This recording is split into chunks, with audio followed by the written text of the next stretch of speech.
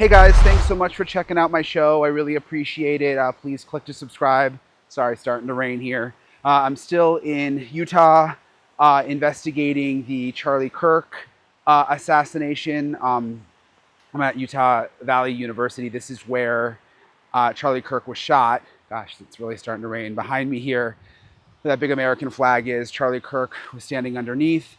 In this episode, I'm actually go back undercover. In this episode, I'm looking into a couple of new things, kind of diving deep into the behind the scenes of the investigation.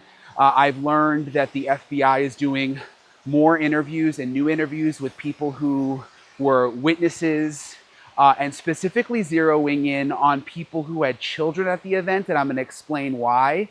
Also, I was just able to get up near the roof where police say Tyler Robinson was when he shot Charlie Kirk. So this is my first time actually seeing the roof where Tyler Robinson, according to police, was able to get the shot off. This is, it was all closed off, obviously, when I was here last. They've got this fence up now, but you can still get pretty close. And so it appears he went beyond this fence, which wasn't here. And then all you had to do was jump over this little railing here, and then walk out onto the roof. And then on the other edge of the roof is where you could see the courtyard. But I guess before I saw this, I thought like he had to go some sneak way to get up here. And there's just, you see this is just a big open walkway, like where students walk back and forth between the buildings. I presume he just came up here, walked to the edge here, and then again, this fence wasn't here, and you could literally just pop over that other railing, and then boom, you're out on the roof, walk a little bit, and you would have a clear view to the courtyard. In that surveillance video, when you see him leaving and running away across the roof, that's this area over here, and then he jumped off over in that area over there. Again, you can recognize that from the surveillance video, and then ran across the parking lot here, and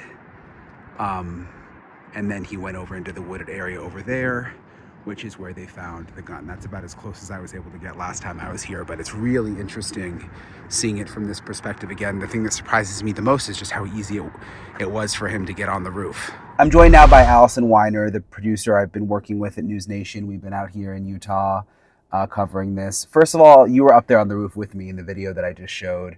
What I was surprised, I guess I was surprised how easy it was to get on the roof. I was too. I mean, I was really surprised about how easy it was, but I was also, I'm not sure why he jumped off. There were a lot of different exits to go off of that roof besides the far one, except for it goes towards the woods, the backs of the houses, or you could hide something if you had to hide something. Maybe that's why, but it had a million different ways to get up there and a whole bunch of different ways to get down. And also probably just panicked right afterwards, just trying to, but yeah, he could have just walked down that long walkway, but I guess he would have had to go by more students. Maybe he was trying to beeline it for the woods. I think he probably was, because that's where his car was on the other side of that. Yeah, makes sense. But yeah. I don't know. It's not what I envisioned. I thought it was going to be, it's so easy to get on the roof up there. I just think when you look at it after the fact, when you look at something after the fact, it's just so tragic because there's so many what ifs. And when we were looking at that, it's so close. But then on the other hand, who would expect that? Who would expect a student to climb up there? I mean, this wasn't, the president, somebody running for president or, somebody in actual political office. Yeah. So it's just kind of, I mean, I know he was a monumental figure for a lot of people, but it's just, it is a college campus. And right now, post the murder of Charlie Kirk, we saw a ton of police there. Yeah, I mean, they really are trying to have a presence, and everywhere we went. I mean, even in the student union where they have like, it's a really beautiful place, but there was a lot of It is a really beautiful. It's a beautiful campus, by the way. We kept saying that. But I wanted to talk to you about some of the new information that we've gathered. Basically, in terms of what's happening behind the scenes with the investigation and who the FBI is talking to. And we have learned that they've been going back and getting statements from people, specifically people who had children who were at the Charlie Kirk event and witnessed the murder. Why is that? Well, that is because they want to have they're getting their ducks in a row for the death penalty for filing for the death penalty, to make this a death penalty case, because we heard that when the district attorney gave his press conference that they were intending to file, this was going to be a death penalty case. And part of the reason for that is that there were children present when Charlie Kirk was murdered. So it's not just that they're asking people about, what they saw. They're also taking written statements. And you got to keep in mind there were over 3,000 people there. So that's a pretty monumental task. And what we've also learned is that they split up that work, between local authorities and the FBI, because there are so many people. So we've heard some people that are going in to speak with FBI and other people that are going in to speak with, local authorities. It's just, they're trying to divvy up. It is a monumental task. And our sources are telling us that this is going to take years, and that they probably won't go to trial for at least 3 or 4 years. But again, explain, why would they be so particularly interested in people with children? Because you can't, in order to a death penalty case, you have to have certain qualifications. I mean, certain things have to have happened. And if you murder somebody in front of children, that's one of the things that has to happen. Because it's just so bad. It's so bad, but that's in the law. Yeah. And that's why the sheriff said he killed someone in front of children, young children, different age children. There were a lot of children there. People came out kind of like a party, sort of, like a party atmosphere. We've been at rallies like that too, like where people bring their kids, and everybody's like, why would you bring your kids to a rally? Somebody could get shot. It's just the world we're living in now. I mean, you used to bring your kids, when there was a march on Washington, and I'm way too young to remember this, but I do know from history that when there was a march on Washington against the Vietnam War, a lot of people brought their children. I mean, this was not an unusual thing. Political, a lot of people want to teach their children to be involved, to care about the country, to care about, have a political viewpoint, to be invested in voting. So it's not an odd thing, but given what's been happening, you got to probably think twice before you, bring a baby or any of your kids to something like this. And we heard plenty of awful stories about. What have you learned about, is the FBI just calling up people who were are they taking statements? Are they actually bringing them in for actual interviews? Like, how is it working? Well, I'm hearing that it's both statements. Some people are being talked to, and they're doing a written statement. It's both. And I think it's really thorough. This investigation, this is why it's been so crazy when we're hearing all of these. It's still very much ongoing. They are still looking at everything. And they are really, I think, culling through all of these different witnesses. And we know that they're bringing in these people who have children for that particular reason, but they may be bringing in other people for other reasons that we don't know about. What we did learn, and you and I were just discussing this, is that we learned that there are stacks and stacks of statements from people that were there, and that witnesses, and somebody has to cull through all of those. And it's a monumental task. I mean, that even going through the evidence, they have to go through the evidence, the state has to, and then the state's going to have to provide all of that to the defense. So this is, the only thing I could think of is when we were dealing with Kohberger. It just, there was so much material that almost every couple of weeks, every time there was a court appearance, there was a complaint or a request from the defense for discovery. And the prosecution, which was a very small town. This is not a small town, but the prosecution was busy trying to compile it, and things were still missing almost up until the trial. I think people don't realize, and I get it, like, unless you're really covering it closely, you think that there's been an arrest and okay, done deal, but this is really just the beginning. This is a death penalty case.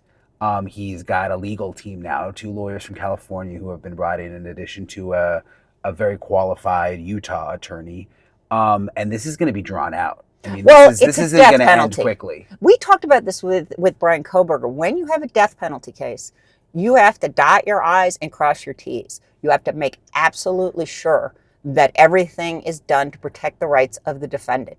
And that is really difficult when you have a defendant who's on video. You have everybody with their own theories about what happened. It has national attention.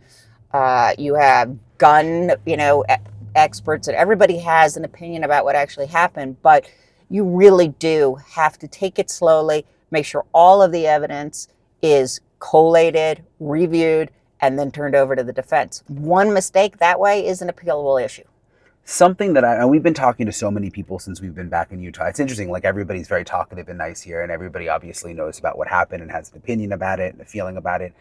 And a lot of people have been talking about the suspect's parents, Tyler Robinson's parents, and the fact that, they've gotten a lot of support from the Mormon community. They're Mormon, but also, that they basically turned their son in. But some people just that I've been chatting with are saying, parents that I've been talking to, other just parents of, just kids in the area that we met, it made an interesting point of, just because you turned your kid in doesn't mean you're then going to cooperate with them getting the death penalty. It's a very different thing.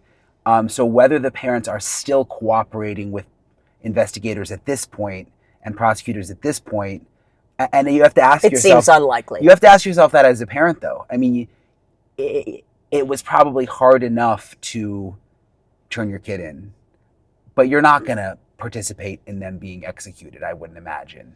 It must be absolute pure torture for them, because even today there was a press conference with Kash Patel talking about prosecuting to the full extent of the law. There is a feeling, especially in the federal government, but also in Utah, we heard this from the governor as well, that they really want the death penalty. So the parents did the right thing in terms of bringing him in and keeping him alive instead of having him be found or shot in some sort of standoff or something of that nature. But I was getting the sense from the people we're talking to, and we do have sources in a lot of different areas, that the parents are not going to be helpful in trying to get the death penalty, and that I assume that they will ultimately testify in a mitigation aspect after, if there is a verdict, if it goes to trial, that they will testify to mitigate it to life in prison, or maybe there will be a plea deal. But given the level, the temperature right now here, it's kind of hard to imagine a plea deal. I mean, I used to say that with Koberger, though, too. So I know, like you said, the temperature changes, and if this goes on for 2, 3, 4 years, things settle down in some ways. But right now, at least with the governor saying multiple times on camera that they will be going after the death penalty, it's hard to imagine they would just suddenly reverse course. There are also issues about jurisdiction that we were hearing from the different authorities here about, will they, when this happened, if you recall, a lot of people in positions of power said, this is the guy, we got him. We have the killer of Charlie Kirk. It only took us, and Kash Patel said it again, it only took us 36 hours. This guy has not been convicted yet. But when you have people like that talking about, that this is it for sure, it could be very prejudicial. So the judge is going to have to weigh that and make sure that they steer a course where the defendant's rights are protected. And also the people that are watching him, where something doesn't happen to him, given the vitriol and the anger over him killing somebody who was so beloved. There are so many people, though, allegedly killing somebody. Yeah, and there are a lot of people who don't believe he did it. And, in this country, it is innocent until proven guilty, and it's not our job right now to say that he's guilty. But there's a huge contingent of people who think they have the wrong person, that this was some kind of setup. And I thought it was interesting when we interviewed the sheriff here this time that we came back yesterday. He said that they've been getting a lot of mail. Did you notice that? Mail, both a lot of correspondence. Both in support of the defendant and also against the defendant. And it was interesting. I mean, I think that's kind of things that we've also seen in other cases. It was kind of interesting, but I do think we talk to people and they think that it's too simple, that some guy, lives, 3 hours from, Orem, Utah, couldn't have possibly driven here and murdered Charlie Kirk. And that is something that people can't quite wrap their heads around. It's too simple. There had to have been something more. For me, I guess just as a journalist, with the federal government and people that you don't really know and you can't get to know and I have a harder time trusting them sometimes. They seem so far away. Mm-hmm. But with the locals, like with the sheriff and undersheriff who we met, you can tell they're just people who live in this community, who care about their community, who want. Well, they went to school here. Their children go to school here. Right. Sheriff Buffett's grandchildren. I mean, there are a lot of people here who know them and know them for a very long time, and they were very clear. I mean, if they thought that something was awry, that they would speak out. So at this juncture, I think what people don't seem to understand also, and this is something that is really important to remember, the probable cause affidavit that was read aloud by the prosecutor, by the district attorney, after the arrest of Tyler Robinson, when it was read aloud, that is very tip of the iceberg about what the evidence is. No prosecutor wants to put all of their stuff, all of their evidence out on the table at the very beginning, and we just told you how many people are still being interviewed. So those are things to consider as well. Yeah, and I have no reason to be suspicious of the sheriff or undersheriff. I mean, like, again, we don't really know the full deal, but why would they be lying? How would they be in on a conspiracy? No, here's the thing. It's not even that. And by the way, we found them to be unless they just don't know too. I mean, maybe there's stuff they don't know. I mean, they have been involved in the investigation since the beginning. That's ridiculous.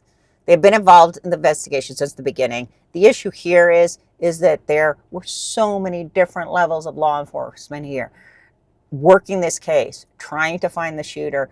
That's a lot of people for somebody to be, keep them quiet. You can't even tell, if 3 people are in on a secret, somebody's going to tell. Yeah. And this was hundreds of people working to try to find Charlie Kirk's killer. So yeah, the thing about the sheriffs, I think it's just very difficult for them to live in the community. They're very accessible. They talk to their constituents, and we saw that there was a great amount of respect for them when we were interviewing them, when we were here shortly after Mr. Kirk was murdered. So, and people were coming up to shake their hands. They're well liked here. And I think that comes from having done a lot of service for this particular community. Is there anything more that we've learned about Tyler Robinson in the jail? It doesn't sound like he's been a problem or anything. Well, you know what? They were not open when we talked with the sheriffs. They weren't open to discussing anything. I think we can, this just makes us have to speculate, but we do know that there is a lot, the temperature's hot about him.